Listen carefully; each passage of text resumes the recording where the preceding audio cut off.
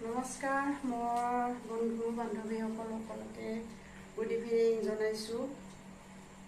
আজি যিহেতু ডক্টৰ ভূপেন হাজৰিকাদেৱৰ জন্মবাৰ্ষিক হয়, সেয়েহে সকলোৰে মুখত তেওঁৰ গীত এফাঁকি হ'লেও শুনিবলৈ পাইছোঁ।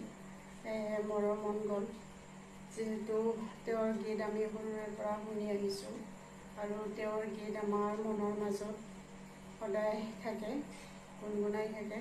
কিন্তু আমি গাব নাজানো, মই গাব নাজানো। তথাপিও এফাঁকি ট্ৰাই কৰিছোঁ, ভুল হ'লে ক্ষমা কৰি দিব।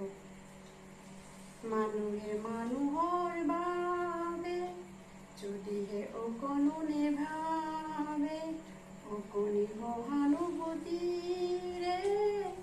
ভাবিব কোনেনো কোৱা সময়া।